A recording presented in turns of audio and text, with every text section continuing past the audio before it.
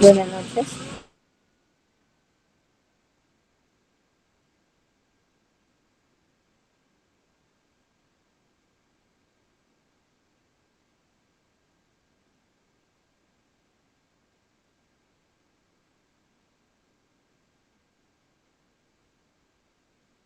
Muchachos, muy buenas noches. ¿Cómo están?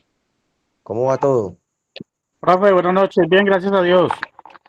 Buenas noches. Buenas noches, excelente, gracias a Dios por acá trabajando. ¿Qué tal ese fin de semana, muchachos? Bien, profe, gracias a Dios. Laborando, pero ahí vamos. Ah, bueno, ya somos varios Excelente, los que gracias a Dios. por laboral.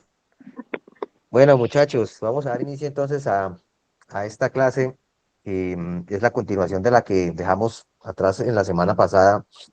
La semana pasada hablamos de cómo se empezó a crear el sistema de seguridad social a nivel mundial, ¿cierto? Cómo fue que inició esa histología y hablamos de muchos temas que conllevaron a que se empezaran a crear esos modelos de seguridad social. Hoy específicamente vamos a hablar de esa historia patria, de cómo empezó el sistema de seguridad y salud, de seguridad social en Colombia, ¿cierto? Esos modelos anteriores.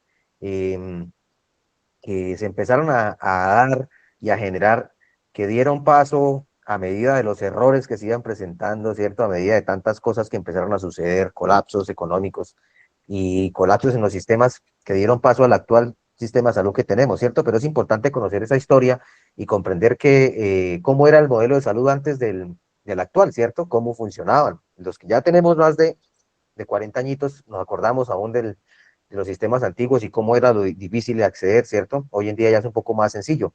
También es identificar esas limitaciones históricas que terminaron con el acceso a la cobertura de la población de hoy en día, ¿cierto? Y también entender ese camino y las causas que llevaron a que todo lo que tenemos hoy como sistema de salud, bueno o malo, ¿cierto? Al menos tenemos cobertura y pues que conlleva a que al menos hoy en día haya casi un 96% de cobertura en el sistema de salud. Entonces, esta clase de hoy importantísimo, importantísimo porque va a ser el avance de lo que vamos a tener para que lleguemos al punto clave y es entender que en el sistema en el que nosotros en salud, o que los que trabajamos en salud, estamos en todo este cuento de la salud, de como enfermeros, paramédicos, médicos, todo lo que conlleva la parte de trabajadores de salud, estamos guiados y estamos llevados a que la historia, lo que historia nos trae a todo lo que conlleva a hoy en día. Entonces, ¿cómo era la salud en Colombia antes? Al igual que en todos los países del mundo, dependía única y exclusivamente de la beneficencia y de la caridad, ¿cierto? ¿Qué era de la beneficencia? Pues que se hacían campañas para atención en salud de muy precarias condiciones y eran muy sectorizadas, ¿cierto? Era todo dependiendo del tipo de región en el que se viviera, ¿cierto? Em, con esas casas de beneficencia que atendían a los más pobres. Era bastante precario en eso.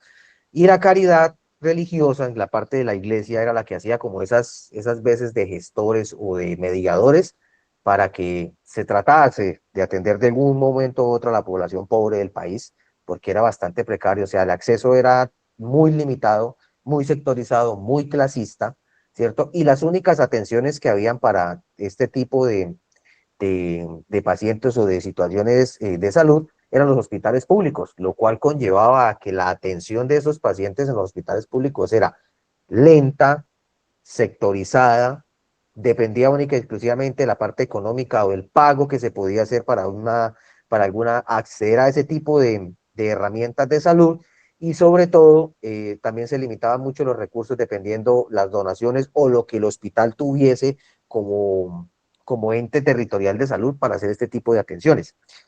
Hago una pregunta quizá un poco personal.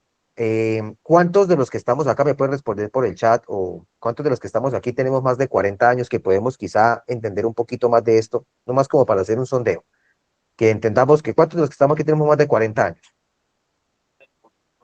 Yo, profe, yo tengo más de 40. La verdad, tengo 64. Eso, levanten la manita y pongan la manita como si fueran a hablar y vamos a hacer un conteo. Está Henry, está Pablo, está Wilmer, Mao, Leonardo, bueno, vemos varios ya abuelitos, ¿no? Y nos acordamos de quizá cuando estábamos pequeñitos, cuando nos llevaban al hospital si teníamos algún tipo de situación y era bastante complicado, sobre todo el acceso a, a la red, así fuera pública, ¿cierto? Era muy complicado en esas épocas. Cuento un caso personal, yo tuve una caída a los 8 años me crié en el campo, y en la región en la que nosotros teníamos no había ni siquiera un puesto de salud, tocaba ir a un hospital cerca al Socorro Santander, y tuve una situación en la que me fracturé un brazo teniendo 6 años, y fue terrible el desplazamiento de la vereda donde vivíamos al pueblo, y del pueblo simplemente nos dijeron váyanse para el hospital del Socorro, llegar al hospital del Socorro y esperar una atención, y cuando eso no se contaba con recursos económicos suficientes, y simple y sencillamente me dijeron, me entablillaron el brazo y quédese así. Afortunadamente, en esa época hubo una situación de cirugías por caridad, y yo entré ahí en esa parte y me pudieron hacer al menos una corrección de cúbito y el radio en esa época, y pues no quedé con el brazo tan torcido, digámoslo así, o tan afectado, aunque después con la edad ya tuve otra fractura y pude corregir la anterior, pero era difícilmente que las personas tuviéramos acceso a esas redes locales de atención hospitalaria, porque si usted no tenía el dinero, o su familia no tenía el dinero para la atención, para pagar la cirugía, para pagar los honorarios, para pagar todo eso, simple y sencillamente, pues no había forma, ¿cierto? Ni siquiera la atención primaria era real. No sé si de pronto alguno de los compañeros que está ahorita acá quiera compartir alguna experiencia de ese tipo, que es importante que las tengamos muy en cuenta para que vayamos a hablar de lo que vamos a hablar hoy. No sé si alguien quiera compartir algo, de pronto don Pablo o alguno que quiera compartir algo, lo escuchamos. Profe, buenas noches. Buenas noches, Mao. Compañeros, yo a los 7 años tuve un accidente no sé si ustedes han escuchado hablar de los establos del ganado, Claro. donde se van a ordeñar en la sabana de Bogotá. Ujú. A los 7 años me fui a sacar una novilla y la novilla echó reversa y cerró 2 tubos. Me atrapó la mano con 3 dedos. Sí. Se me reventaron los 2 tendones de meñique y anular, y corazón, se me reventó la punta. Ujú. Pues ya eran las 5 de la tarde, mi papá me sacó de ahí, me llevó al hospital, siempre pues nosotros estábamos en Bosa, había que atravesar fincas hasta Suacha, más o menos 2 horas. Y cuando llegamos allá, a mi papá le dijeron que no había nada que hacer, que tenían que quitarme los dedos. Y pues mi papá alegó con el médico y le dijo que ni fue el hijo, que le dejara los dedos al muchacho como, o sea, así no le sirvieran para nada. Pero no había, en ese entonces no había la tecnología que tenemos hoy. O sea, realmente allá cualquier No. daño era, hay que amputar. Sí. Ese fue mi caso. Bueno, Mao, muchas gracias. Sí, desafortunadamente los recursos eran bastante aislados en esa época, y sobre todo el acceso a la tecnología era fatal. Colombia no tenía un modelo de salud digamos, en los hospitales que hubiera algún tipo de tecnología, era muy precaria. Pablo, buenas noches, lo escuchamos. Yo, profe, muy buenas noches. Bueno, no, yo creo que hay Buenas cosas noches. buenas y hay cosas malas. En el antiguo sistema de salud, que era para aquel entonces manejado por el Instituto de Seguros Sociales, tenía la prestación exclusiva para los aportantes, o sea, para los empleados. O sea, quien devengaba un salario, trabajaba en una empresa, contaba con todos los recursos que tenía esa cadena de hospitales. Sin embargo, no había cobertura para familiares ni en primero, ni en segundo, ni en tercer grado de consanguinidad, por lo cual cuando alguien se enfermaba tenía que ir directamente a los hospitales públicos y pagar de su propio pecunio. Es decir, que cuando no Exactamente. habían recursos, lo que tenían que hacer en ese momento era pasar por las trabajadoras sociales. En ese entonces eran muy importantes, hoy en día pues realmente no les ve uno como mucha función, porque las confunde uno con lo que es las psicólogas, que tienen un trabajo similar, pero no es igual. Entonces tenían que pasar por las trabajadoras sociales, quienes los consultaban y les decían, bueno, este puede pagar, este no puede pagar, en cuánto tiempo puede pagar, le hacían firmar una letra y de esa forma lo dejaban salir. De hecho, yo recuerdo que alguna vez a un familiar lo tuvieron que operar Y cuando fuimos a pagar eso valía un pocotón de plata y pues, yo pues en mi inocencia les dije, no, pues quédense con él si quieren más bien, porque nosotros no tenemos plata para pagar. Entonces, eso era lo que se vivía antes. Sin embargo, también Muy buenas noches. hay que rescatar que la función, por ejemplo, en la seguridad social en lo que refiere a lo que en aquel entonces eran no, los riesgos laborales, los riesgos profesionales en aquel entonces, era que sí, no, de pronto no era mucha la prevención, pero se había una cosa interesante y era que las empresas pagaban unas pólizas dependiendo de la cantidad de accidentes que tuviesen o de las mortalidades que tuviesen durante el último periodo. Es decir, que si una empresa no tenía ningún accidente, ninguna mortalidad, pues pagaban unas pólizas muy baratas, casi que a precio de huevo. Pero si tenían accidentes, si tenían mortalidades o si tenían otra cantidad de cosas ahí, pues se les trepaba esos valores. Y obviamente, pues en ese sistema de seguridad social no había mucho espacio ni para la prevención ni para la promoción de la salud y pues era bastante complejo el manejo en ese momento. Es por eso que yo soy de los grandes defensores del nuevo sistema de seguridad social, al que mucha gente dice que no sirve para nada, pero la verdad es que tiene muchas, muchas más ventajas que las que tenía ese sistema anterior que de pronto duró durante tanto tiempo. Ese es mi aporte. Exactamente. Muchas gracias, Pablo. Sí, como dice lo Pablo, es muy cierto, es algo que ya ahorita vamos a desglosarlo, que la cobertura era muy, muy limitada. Número, buenas noches, ¿nos ibas a decir algo?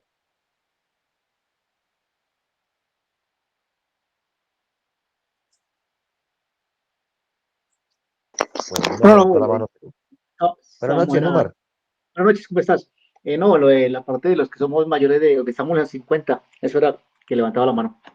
Ah, ok, listo, Vale, muchachos. vale, vale. Entonces, muchas gracias. Entonces, miren, como decía Pablo ahorita, a raíz de esta em, situación de salud tan precaria anteriormente, nació o empezó a surgir el seguro social, como lo decía Pablo ahorita. ¿Y qué era el seguro social? Que inicialmente el seguro social cubría solo la población trabajadora, digámoslo así, y se atendía todo lo que tenía que ver con riesgos profesionales y lesiones a la parte trabajadora. Entonces empezó esa parte inicial de la seguridad social, el ICSS, ¿cierto? Entonces la cobertura era solo para el trabajador, no había cobertura para familiares, simplemente el que trabajaba y devengaba el sueldo era el que tenía la cobertura, el resto no importaba, seguían siendo simplemente si tenían los recursos económicos para pagar las cirugías o para pagar las atenciones, como le pasó al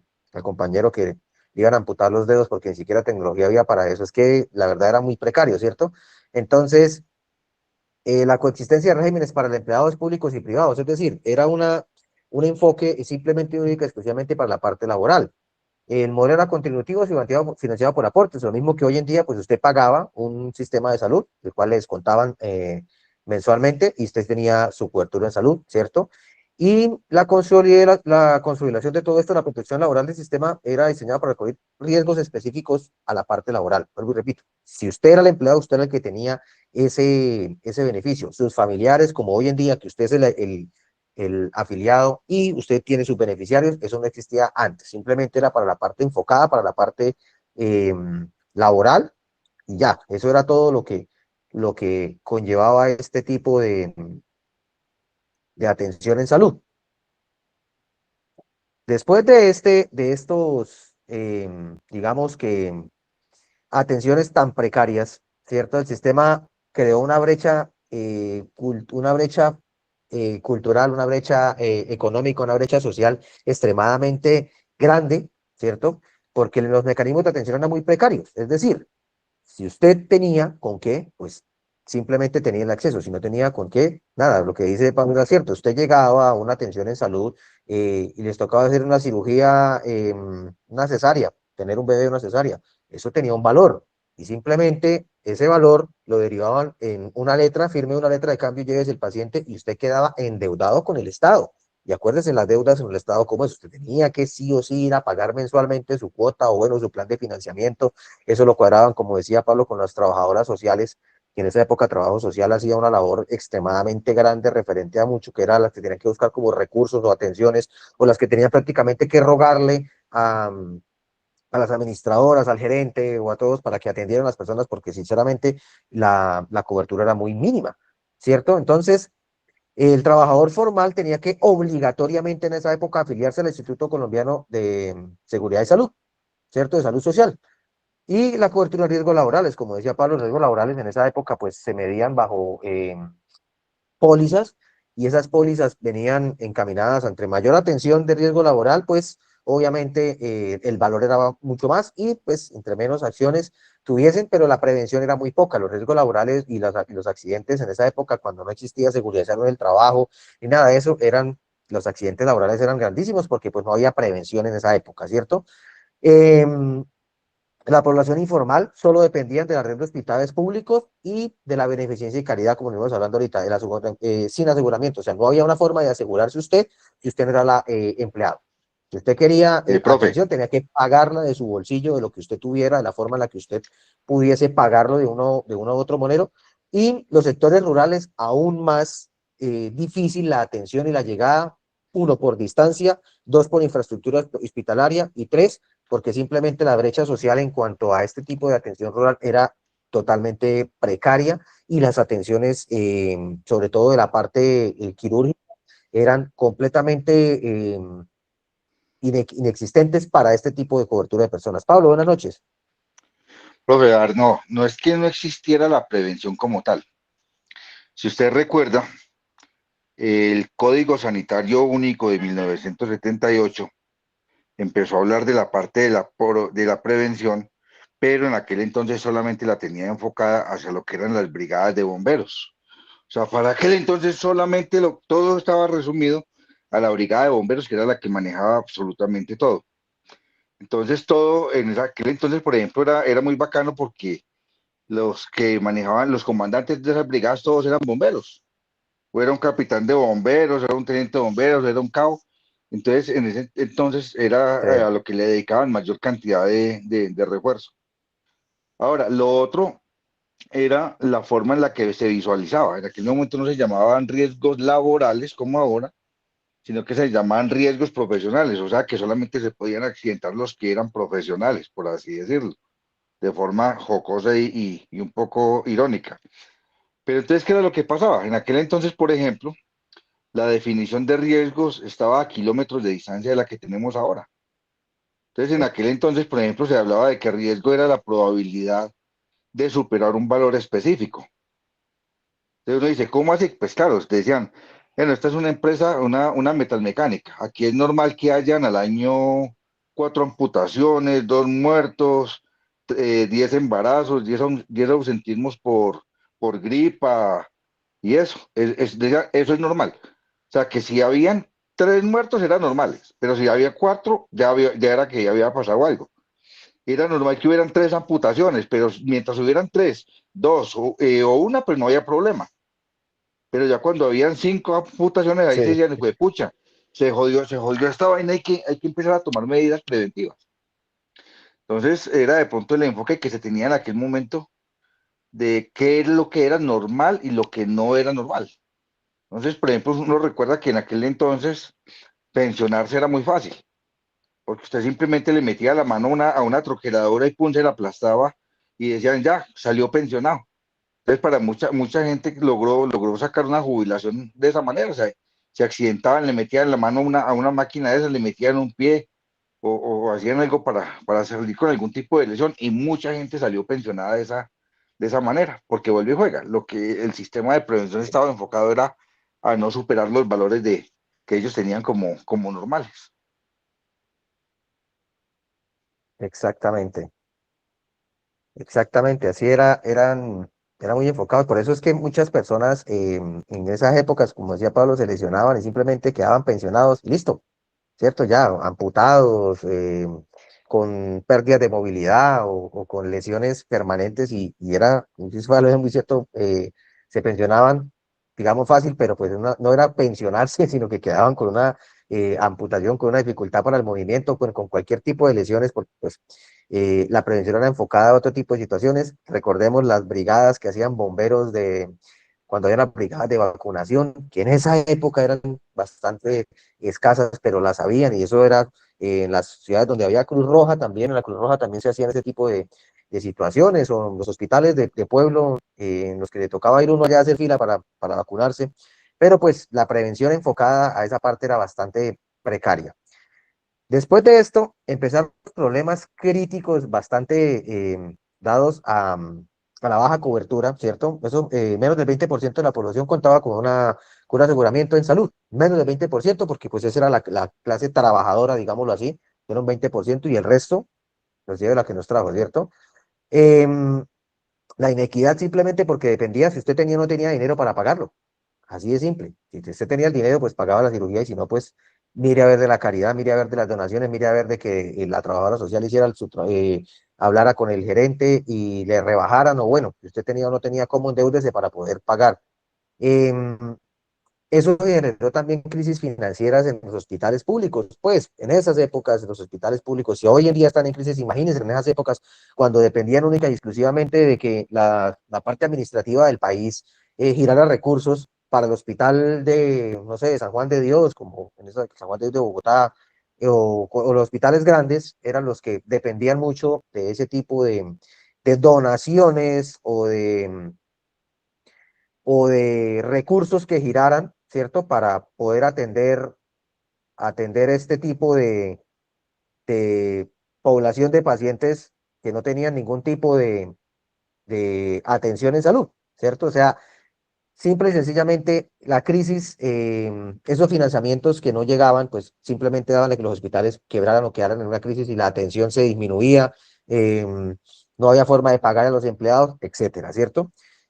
También eso daba sobrecarga, los hospitales se sobrecargaban tanto que no había dónde atender pacientes, y simple y sencillamente no había forma de que las instituciones de salud fuesen capaces de atender tanta demanda de pacientes, ¿cierto? Entonces, la demanda era demasiado superior, los traslados, todo se venía abajo, y eso empezó a que ese colapso en el 93, creo que fue más o menos, eh, colapsaron todas las instituciones de salud públicas y privadas, hasta las públicas y las privadas también empezaron a colapsar, porque simplemente la demanda era tanta que no hubo forma de que se llegara a atender la cantidad de gente, ¿cierto? De todo lo que tiene que ver con atención en salud primaria. Eh, Financiamiento inestable, pues si el dinero no llegaba por parte del Estado, pues simplemente los hospitales no podían funcionar. Y el acceso desigual, esas brechas de zonas de atención rural, ¿cierto? Que simple y sencillamente no había forma de que si no había ni siquiera en las ciudades forma de atender, la parte rural estaba completamente aislada, los pueblitos alejados o las atenciones de esos hospitales públicos en zonas urbanas y rurales dependieron única y exclusivamente de la parte política, digámoslo así, en alcaldías o gobernaciones, para que llegaran esos recursos y hubiese algún tipo de atención para medio poder atender a las personas que necesitaran hacer algún tipo de atención. Esto conllevó en esa crisis a que empezaran a mirar modelos internacionales, ¿cierto? Para que empezaran a mirar cómo tratar de arreglar este tipo de situaciones de salud en Colombia, porque no había forma de que el sistema siguiera de esa manera. Y Pablo y varios de los que estamos acá, quizá participamos en esa época de, de esta parte, de esta gran parte de atención precaria, y que no tuvimos el acceso directo a salud. Lo digo por el caso mío, vivíamos en una situación de pobreza bastante grande en esa época, y pues las enfermedades venían y conllevaban a que simplemente veíamos morir a nuestros familiares sin atención médica, sin poder pagarles una cirugía, sin poder pagar una atención, ¿cierto? Entonces, esto empezó a inspirar cambios en los modelos europeos. Acuérdense que en Europa existen modelos de salud muy buenos. Conozco muy bien el modelo en Suiza de salud, que la salud, el acceso a salud es gratuito para todo el mundo tiene acceso a salud, todo el mundo tiene la forma de acceder a ese tipo de situaciones, modelos económicos grandes. En Europa, en Estados Unidos también, pues la seguridad social abarca una población bastante grande, ¿cierto? Y empezó a sonar el aseguramiento social, en esa parte de aseguramiento social, que es el concepto que se empezó a crear de aseguramiento equitativo, para que la atención primaria en salud, al menos la atención primaria de salud, que era lo que hablábamos en la clase pasada de la Organización Mundial de la Salud, que era la atención y fortalecer esas primeras bases, ¿cierto? Empezase a formarse en Colombia también este tipo de atención, que hubiese una equidad y una cobertura eh, para que hubiese esa reforma de salud, para que todo empezara a actuarse, y eso ahorita vamos a hablar de la ley 100, que en la clase pasada pues hablamos de esa parte, que fue cuando se empezó a reformar y todo eso, y empezó a entrar en vigencia la ley 100, ¿cierto? Entonces la necesidad de la reforma para un nuevo sistema se empezó a tratar políticamente y se empezaron a hablar de todos esos temas, que era universalidad, que era garantizar el acceso a la salud para todos, eso es universalidad, eficiencia, que así como se garantizaba que todas las personas tuvieran acceso, hubiese una salud eficiente, hubiese al menos esos recursos financieros y esos aparatos o esos equipos médicos para hacer la atención y que la salud mejorara, y ojalá la brecha social de la atención no fuera solo limitada a la parte laboral o a los que tuvieran el dinero, sino que al menos en la parte básica de salud, en la parte de atención básica, esa parte de regularidad de salud empezara a entrar en vigencia, ¿cierto? Esto única y exclusivamente era una regulación del Estado. El Estado es el que asume esa responsabilidad y el que tiene que empezar a dar toda esta parte de atención de seguridad en el trabajo, de seguridad, perdón, de asegurabilidad, ¿cierto? Entonces, ahí fue donde empezó el camino hacia la actual Ley 100, que es la que nos rige aún en la parte de seguridad de modelos de seguridad de salud, que esa entró en vigencia en el 93, ¿cierto? Antes, el modelo asistencial en el 45, para el 45, era basado en la caridad, lo que estamos hablando ahorita. Entre el 46 y el 80, que nació la seguridad, el Instituto de Seguridad Social, ¿cierto? Que empezó a nacer por allá en esas épocas, y simplemente se fragmentaba socialmente, lo que estamos hablando ahorita, todo lo que conllevaba a que la atención era única, especialmente para trabajadores, ¿cierto? En el 90 y el 92, que creo que fracasó completamente el sistema de seguridad, colapsaron completamente los hospitales, y en el 93 nace la Ley 100, que es aquí en la Ley 100 donde nosotros empezamos a hablar de atención primaria y salud, ¿cierto? Todos los que más o menos conocemos o tenemos algún tipo de interacción con la Ley 100, eh, es ese sistema, ¿cierto? Eh, que empezó a hablar sobre asegurabilidad, que empezó a hablar sobre temas de equidad en salud, atención, que es un sistema, como decía Pablo ahorita, que yo también lo defiendo mucho porque es un sistema que realmente aportó y ayudó a que muchas de las personas que no teníamos acceso a salud, ¿cierto? Empezáramos a hablar de eso o a tener ese acceso a salud, ¿cierto? Que hoy en día aún, que ha habido muchos, no recuerdo la palabra, que han modificado ciertos capítulos de la ley 100, ¿cierto? De la asegurabilidad y de todo ese tipo de cosas, eh, pero que en sí es un régimen bueno de salud que empezó a garantizar esa atención, ¿cierto? Esa atención de salud a muchas personas que simplemente no tenían acceso. No sé si alguien, Pablo, o alguien más quiere hacer un aporte referente a esto para empezar a hablar un poco referente a lo de la ley 100, o que conozcan más o menos algo referente a esto para que interactuemos un poquito, porque no me gusta hablar tanto, sino que ustedes también aporten, muchachos, sobre todo la parte de los que estamos ya viejitos, ¿cierto? Y podemos hablar un poco de que el cambio que hubo tan drástico cuando empezaron a nacer las aseguradoras, las EPS y ese tipo de situaciones. Pablo, lo escuchamos. Pues, profe, de pronto yo no diría que haya colapsado el sistema. Lo que pasa es que sí, en la Constitución del 91, cuando se crea una nueva Constitución, todas las leyes anteriores se van al piso. O sea, toda la institucionalidad como tal se fue al piso luego de la Constitución del año 91. Eso obligó a que hubiese que empezar a darle forma absolutamente a todas las instituciones que se tenían en aquel entonces, y entre ellas entró la parte del sistema de salud. Ahí es donde viene el discurso político que le echan la culpa que no, que la ley 100 de Uribe, pero realmente la ley 100 no es de Uribe, porque la ley 100 fue firmada en el gobierno de César Gaviria Trujillo, por lo tanto, quien responde por esa ley es César Gaviria Trujillo. Y el papel que desempeñó en ese entonces ese senador, pues sencillamente por sorteo al que le tocó defenderla y al que le tocó como presentarla y llevarla y presentar pues la cantidad de bondades que podía tener esa ley 100. como lo que era la gratuidad del servicio, porque usted sabe que aunque usted no sea aportante, todas las personas en el territorio colombiano tienen derecho al sistema de salud, ya sea a través de una EPS, de una IPS o a través del CISBEN. Eso es algo que antes no se tenía. Pero obviamente, como todas las cosas, lo que pasó fue que la gente en sus avionadas han desbordado el sistema y han llevado el sistema prácticamente a la quiebra. ¿Por qué digo eso? Sencillamente porque cuando una persona va a una EPS a consultar una gripa, ya está jodiendo todo el sistema.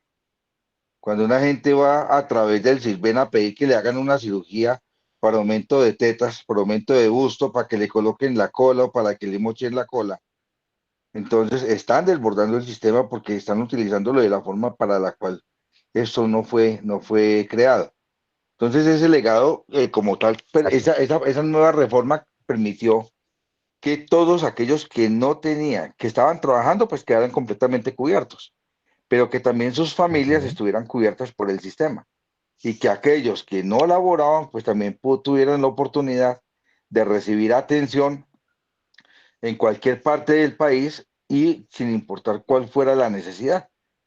Obviamente, vuelve y juega. Hay mucha gente que en sus avionadas ha desbordado ese sistema y es lo que lo hace ver mal, pero realmente no es un sistema malo. Yo me atrevo a decir que es uno de los mejores sistemas que hay en muchos países del mundo. Lo que pasa es que se ha desbordado en algunas cosas y eso es lo que de pronto habría que entrar a corregir.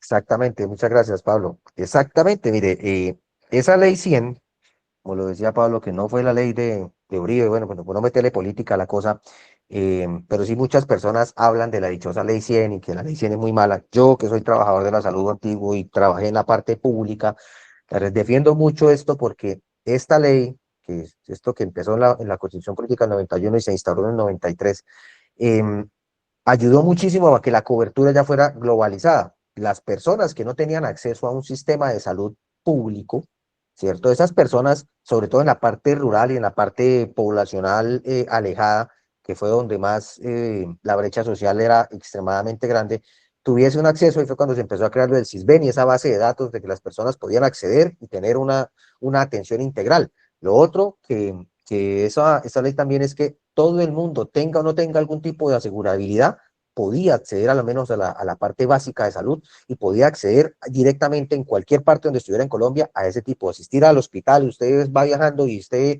es de Santander y se accidentó en la costa y tenía que llegar al hospital de, no sé, Barranquilla o Santa Marta, lo tenía que atender, claro que sí, se le aseguraba a esa persona que se atendiera. Entonces, esto marcó una diferencia abismal en cuanto a asegurabilidad y en cuanto a atención médica básica, porque se le garantizaba a las personas que independientemente de su estatus social, de su parte étnica, su parte económica, su parte física o cualquier tipo de situaciones, fuese atendida. Pero también Pablo tiene razón en decir que pues, la ley 100 y la institución de salud tienen esas brechas que la misma gente aprovecha o se han aprovechado y eso es lo que ha hecho que los sistemas colapsen. Pues hay gente que se aprovecha de ese tipo de situaciones y hace que los sistemas colapsen. ¿Cómo colapsa un sistema de salud? Pues malas administraciones hospitalarias, todo lo que se ha venido viendo con robos a todo lo que tiene que ver con parte de salud, pues si metes la parte política, vuelvo y digo, pero sí esa atención en salud que empezó a deteriorarse por tantos sistemas y tantas cosas que han venido, que se vienen presentando, pero en sí, y concuerdo con Pablo, para mí el sistema de salud, el cual está enfocado, que es muy parecido al sistema europeo, el que se implementó en Colombia, es un sistema que bien administrado puede funcionar muy bien. ¿Alguien nos iba a decir algo que levantó la mano? Buenas noches. Vi que alguien por ahí levantó la manita. Profe, buenas noches. Henry, Yo creo ¿cómo que vamos? como en todo, bien, gracias a Dios. Un saludo para todos. Yo creo que hay que analizar en la historia, todos los procesos no han sido perfectos, ¿no? Pero digamos, son susceptibles de mejora. Es decir, la ley 100 no es una cuestión perfecta, pero es la base que dio un cambio mm, de cobertura, de capacidad médica, incluso de los mismos equipos médicos, ¿no? Porque Sí, digamos que el problema antes de los años 70 no era solo la forma en que se administraba la salud, sino también pues que no habían disponibles equipos de diagnóstico o equipos de asistencia médica que en este momento hay disponibles, ¿no? Y volvemos al tema que hablábamos que día, y es que en ese momento tampoco había tantos médicos, ¿no? Ahora es normal encontrar una persona que es médico, que es especialista. Antes no. Entonces yo creo que eso hacía que también la cobertura fuera limitada porque no había, digamos, tampoco la mano de obra calificada como la hay ahora. Todo es susceptible de cambio, todo es susceptible de mejora. Yo creo que eh, todo lo que ha pasado tienes que dar una base para el cambio, para la mejora continua, ¿sí? Hay que cerrar esas brechas, esas puertas traseras que drenan los recursos del sistema. Sin embargo, no solo al parecer de uno, sino a nivel mundial es uno de los mejores sistemas. O sea, eso lo dice hasta la Organización Mundial de la Salud, Sí, ¿no? Para los detractores del sistema, no es que a mí me guste o no me guste, sino con relación a otros países como estamos, y puede que tenga deficiencias, sin embargo, lo que dice los estudios internacionales es que es un buen sistema de cobertura de salud. Incluso mire con los accidentes de tránsito, cuando usted encuentra a un atropellado por un carro fantasma o una moto que no tenía SOAT, así valga 500 millones de pesos la atención de ese paciente, no se le va a negar, ¿sí? ¿De dónde sale el recurso? Eso es lo que la gente no mira, ¿no? Ahí viene el FOSIGA, vienen, bueno, un poco de cosas, pero yo no he visto en lo que, digamos, uno recoge en calle de pacientes que alguien que no tenga SOAD o no esté asegurado le nieguen alguna asistencia, ¿no? Entonces, pues es importante, digamos, ver eh, ese lado bueno de las cosas y entender que pues todo está en una mejora continua. Ningún sistema ha nacido perfecto, ¿no, profe? Muchas gracias. exactamente como dice Henry. Sí, la atención en salud, pues independientemente, pues por la cobertura, además, pues la tecnología también ha avanzado mucho, como dice Henry, y hace muchos años, como hablábamos nosotros, enfocándonos a la parte de APH, nosotros, las ambulancias, el cambio, a pesar de que estamos un poco atrás de muchos otros países en cuanto de atención hospitalaria, hablando de transporte, traslado de pacientes, el cambio ha sido muy drástico, al menos se garantiza esos traslados de pacientes entre instituciones de salud, entre ciudades, municipios, aviones, ambulancia y todo lo que conlleva ese traslado. Eso también cambió mucho porque anteriormente yo recuerdo que el traslado a veces simple y sencillamente se hacían en vehículos particulares porque no había disponibilidad de ambulancias o no había disponibilidad de equipos para el traslado y simplemente lo montaban en el carro particular, se montaba el médico y la enfermera ahí sentados y háganle con el paciente. Entonces todo esto ayudó mucho a cambios en cuanto a estructurales. Los hospitales también por la misma ley se dotaron o se empezaron a dotar de muchos equipamientos para mejorar la atención, porque pues, ya que era tan desigual en cuanto a atención de de dinero, también los equipos médicos y sobre todo el personal de salud también era muy precario. Leonardo, buenas noches, lo escuchamos. Buenas noches, profe. Profe, de todas maneras, dentro del tiempo que ha pasado de la época de nosotros ahora, pues el sistema de salud, como todo prácticamente, digámoslo así, ha venido evolucionando paso a paso. No es hablar de política, sino que desgraciadamente, que es así, en nuestro país, pues somos demasiadamente, o las cabezas son demasiadamente inteligentes y son tan inteligentes que utilizan todas estas situaciones para poder sacar sus tajadas. Y a, y a raíz de eso realmente es por el cual la salud y muchas cosas, pero la salud en sí no tiene la evolución que debería de tener en el momento, porque con toda la plata sea vida y por haber que se le ha invertido a la salud, era para que tuviéramos un sistema de salud más evolucionado, pero desgraciadamente pues vamos paso a paso con lo que más se ha podido hacer en Colombia. Exactamente.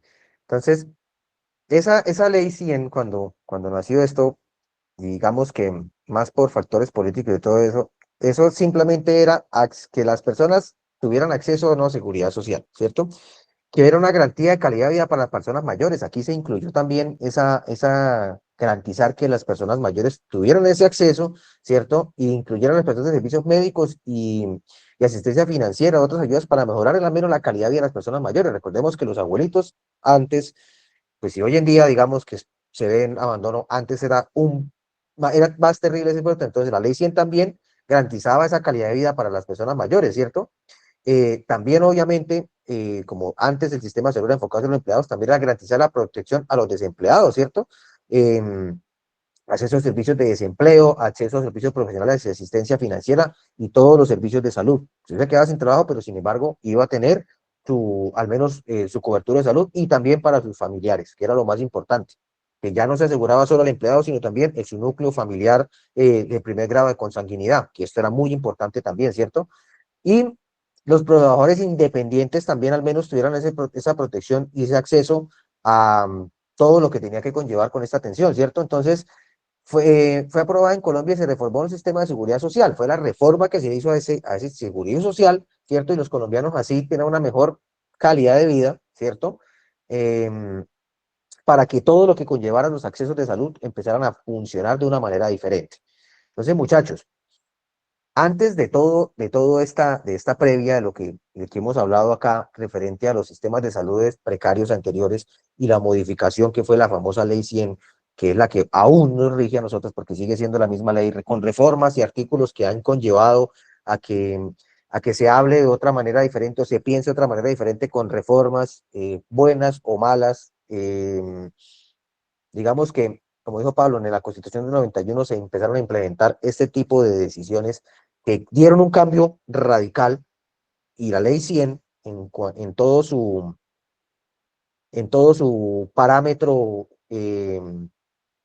cognitivo y estructural de lo que tiene que ver con eso. Entonces, establece que los derechos y deberes de los colombianos referente a salud estén dados y el acceso a los servicios de salud estén garantizados, ¿cierto?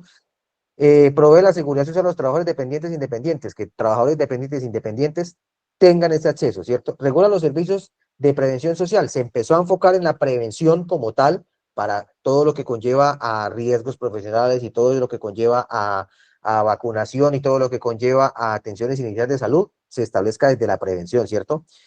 También establece planes de pensiones, perdón, a trabajar también de la parte pensional, ¿cierto?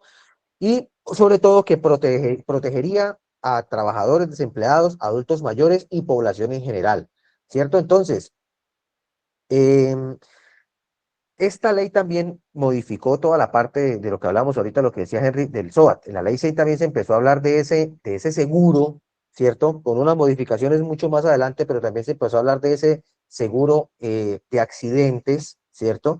El cual accedía a que usted pagaba, como hoy en día pagaba una suma, y ese seguro iba a cubrir esos accidentes, porque antes, en los accidentes de tránsito única y exclusivamente era lo que usted pudiera cuadrar y el problema legal o el problema con la policía y todo, pero no había un cubrimiento para ese tipo de personas accidentadas, ¿cierto? O esa atención médica la cubría única y exclusivamente la persona accidentada, o bueno, venían los problemas legales de responsabilidad, de que fue que usted el culpable, yo el culpable, y todo esto conllevaba a que la atención anteriormente era precaria, o sea, se puede quedar con una lesión del resto de por vida y unos problemas judiciales. El SOAT o las aseguradoras empezaron a crear este tipo de seguros, ¿cierto? Para acceder a que las personas que tuvieron un accidente llegasen y tuvieran al menos una atención básica. El FOSIGA, que era el Fondo de Solidaridad y Garantías, que era el que atendía, ya creo que no existe, no sé si alguien me corrige, si aún está el FOSIGA, que era el que atendía la parte de atención a víctimas con las cuales no tuviera ningún tipo de seguro, era la que cubría esa parte y esa era una parte del Estado. No sé si alguien me saca de dudas si aún está ese mismo seguro o cambió de nombre. La verdad estoy un poco desactualizado en ese concepto del FOSIGA, pero pues sí se manejaba esa parte. Yo llegaba con un accidentado a un hospital, a una clínica, y si el paciente no tenía un SOAT vigente, una aseguradora, pues entraba de la parte pública. Entonces, esto también se empezó a crear en cuanto a todo este tipo de situaciones de la ley 100, ¿cierto? Entonces, la responsabilidad por los accidentes de trabajo, enfermedades profesionales recaían en el empleador, ¿cierto? Antes de eso. Después, ya recae simplemente es en la aseguradora o en la parte monetaria recae simplemente en el seguro del paciente, los riesgos profesionales y todo esto, ¿cierto? Los trabajadores tienen derecho, empezaron a tener derecho a recibir una indemnización por esos daños recibidos. Los trabajadores también tienen derecho a una atención médica adecuada para tratar sus lesiones, cualquier tipo de accidente laboral. Todo enfocado en la parte laboral, ¿cierto? Entonces, ese por qué se creó esa ley 100, digamos que más enfocada fue la ley de la seguridad social, esa ley 100, que se enfocó simplemente a que se creara el régimen, los regímenes de salud, ¿sí? Contributivo y subsidiado, el contributivo ¿cierto? Y sobre todo, el régimen subsidiado, que era el régimen en que entraba la población no asegurada monetariamente o no trabajadora, y ese régimen subsidiado era el que era financiado por el Estado, que pues aún funciona prácticamente de la misma manera, pues, EPS, administradores de riesgos laborales, y el régimen subsidiado como tal. Esa parte también ayudó muchísimo a que las empresas, como hablábamos ahorita, como decía Pablo, que las empresas tuvieran un control mucho más agresivo referente a esto. En esa época yo recuerdo mucho que si un trabajador tenía una lesión o se amputaba, como decía Pablo, era muy fácil pensionarlo, pero lo pensionaba era la empresa como tal, o las aseguradoras esas que se pagaba en ese tipo de épocas, se pagaban los seguros, y esos seguros son los que cubrían esos gastos de pensión o esos gastos de lesiones permanentes. Ya cuando entraron en vigencia la ley 100, entraron las aseguradoras y todo este cuento, entonces ya entró las ARLs, mesas de riesgos laborales, que fueron las que empezaron a cubrir este tipo de gastos o situaciones. Jair, ¿nos ibas a decir algo? Que vi que escribiste algo en el chat. Buenas noches. Buenas noches, profe. No, ¿qué le iba a decir? Que cuando estuve en proceso de afiliación con mi hija para el seguro mío, también me pidieron ese seguro, es que, seguro no, certificado el FOSIGA Address. El ADRES. Bueno, ahorita el ADRES lo que maneja es la base de datos a nivel nacional y en el cual con el número de cédula y el nombre dice en qué seguridad social está usted, si usted pertenece al régimen contributivo privado y en qué tipo de modalidad está usted, si usted está activo o está inactivo. Ese ADRES es la herramienta en los hospitales y clínicas públicas y privadas para determinar este tipo de base de datos. Creo que maneja otro tipo de datos que no conozco en el momento, pero sí sé que el ADRES lo que maneja es eso, el acceso de la información suya referente a todo lo que tiene que ver con salud. Algo más deberá Eh, manejar esta parte. El ADRES es como esa Ese herramienta. certificado que me regaló la EPS donde tenía vinculada a mi hija salía así, es que FOSIGA Address. No sabría responderle bien. Quizá el ADRES fue como la modificación que le hicieron a ese FOSIGA, ¿no? Esa base de datos. Entonces, muchachos, a raíz de este cambio drástico que hemos tenido en cuanto a seguridad social, yo siempre digo y vivo agradecido con las cosas que va dando la vida, y quiero que ustedes también tengan en cuenta mucho esto, independientemente del sistema de salud que hoy en día tenemos, que pues está pasando por una crisis bastante fuerte, por la crisis de las EPS, por aquello de los fondos que no se giran y por todo el cuento de la importación de medicamentos, etcétera, independientemente de parámetros políticos. Hoy en día podemos dar gracias que contamos con un sistema de salud que nos cubre, tengamos o no tengamos trabajo, que si nos enfermamos podemos llegar a cualquier institución de salud, así no tenga dinero, y me van a atender al menos la parte básica y me van a garantizar que al menos me va a ver un médico y me van a evaluar y me van a hacer exámenes y van a determinar o a dar un diagnóstico previo.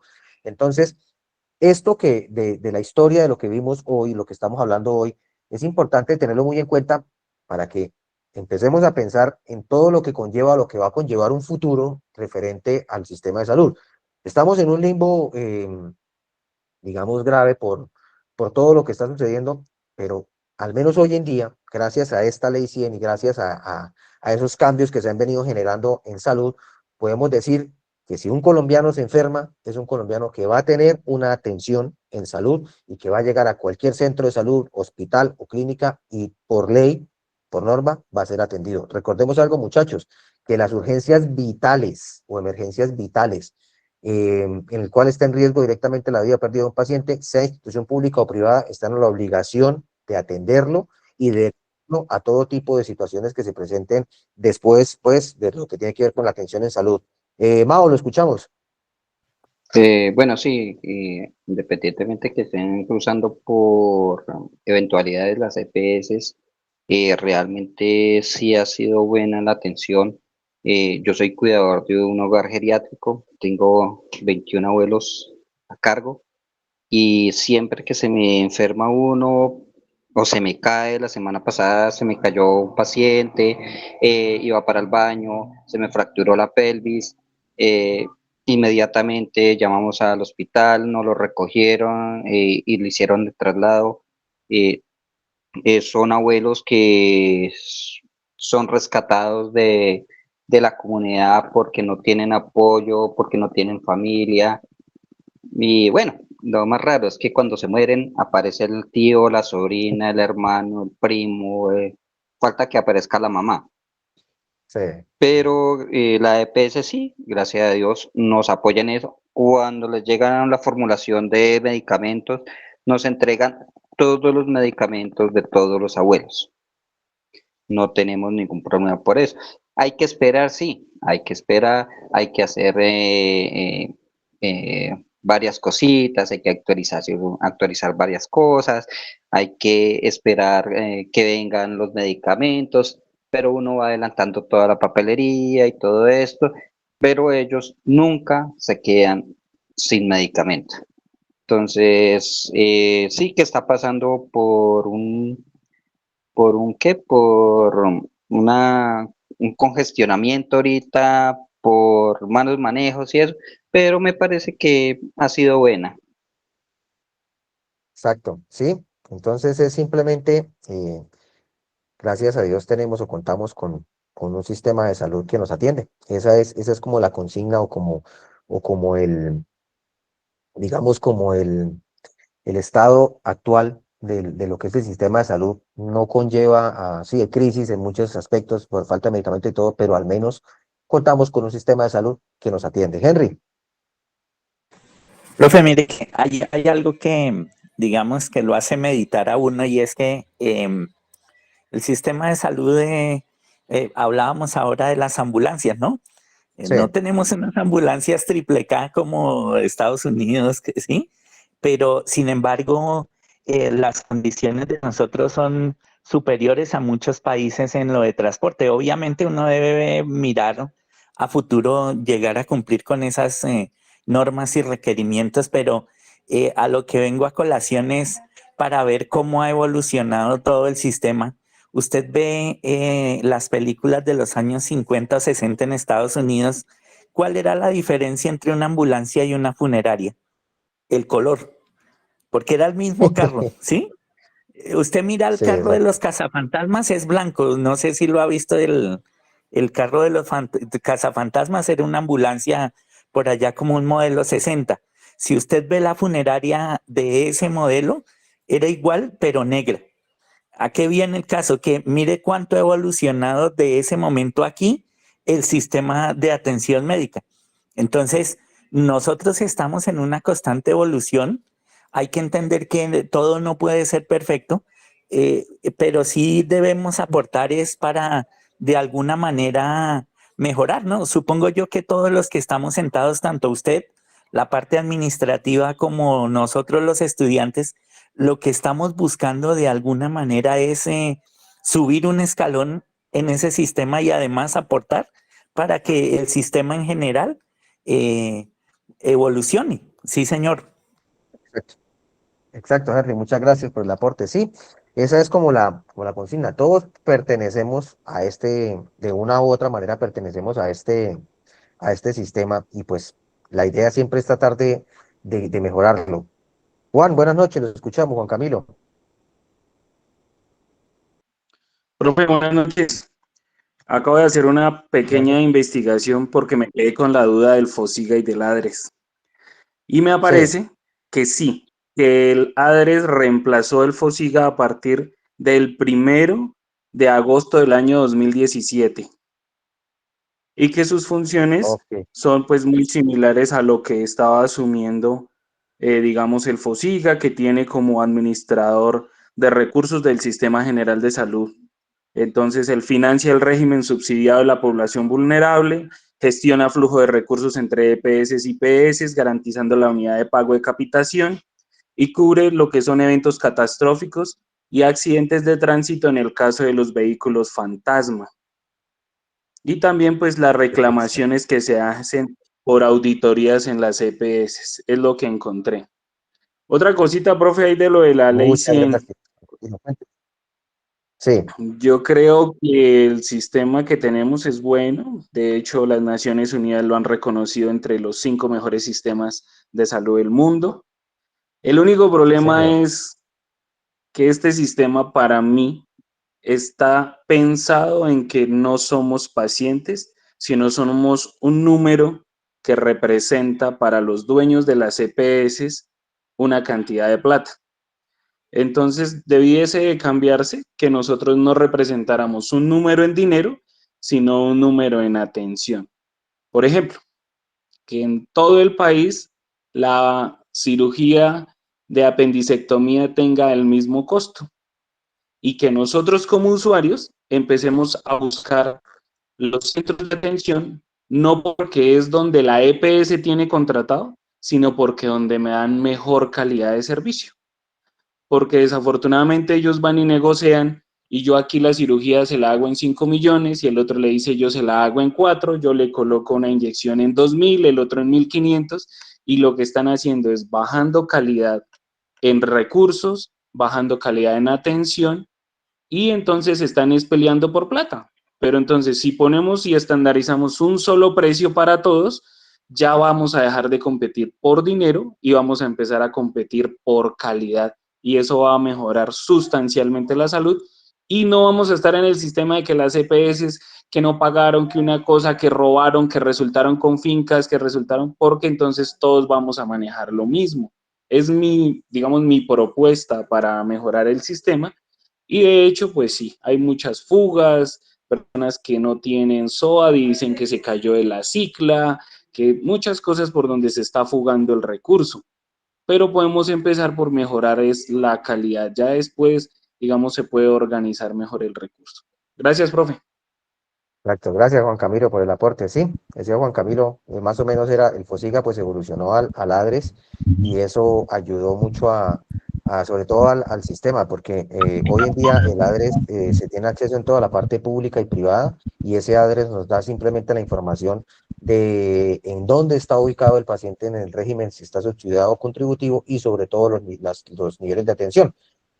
Digamos que Juan Camilo tiene razón en parte de lo que dice, que las malas administraciones o el afán de bajar costos desmejora mucho los servicios y eso se ve reflejado en las diferentes EPS, buenas, malas, pésimas, hay unas que son terribles, o las atenciones en las clínicas o hospitales. Eso quizá es el enfoque que deberían darle al cambio referente a los sistemas de salud y no dañar lo que ya se tiene bueno, ¿cierto? Porque es un sistema muy bueno, como lo reconocen las Naciones Unidas, que está entre los 5 mejores del mundo, pero pues fortalecerlo y ayudarlo. Pero pues si pensamos desde el lado del bolsillo, estamos jodidos porque la salud no debe tener precio en ningún tipo de costo, sino simplemente estar beneficiando a lo que conlleva con atención de urgencias. Pues para mi punto de vista, en la experiencia que llevo como trabajador del sector público y privado, es simplemente que se debe mejorar lo que está bueno, mejorarlo y no acabar para hablar de un sistema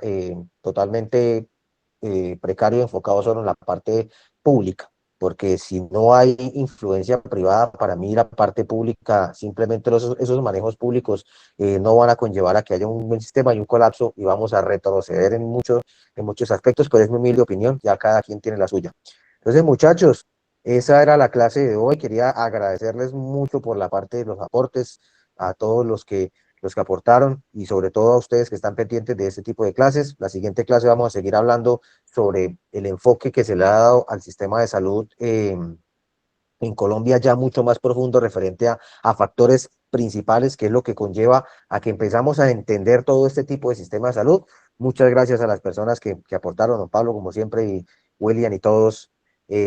Gracias, nos vemos el jueves con la atención hospitalaria. Varios de los que están aquí van a estar conmigo el jueves. Vamos a tener una clase bastante interesante, muchachos. Entonces, que tengan un Profe, buenas buen noches. resto de semana para todos y nos vemos el jueves, muchachos. Profe. Cuénteme, Buenas William. noches y muchas Muchas gracias gracias. a todos, una Cordiales feliz a noche. todos los compañeros. Buenas noches, Turbo. Buenas noches para todos. Hasta luego, que estén muy bien. Buenas noches para todos. Feliz noche, profe. Dios lo bendiga. Gracias. Hace un poco de Descansen, gracias. Buenas muchachos. noches.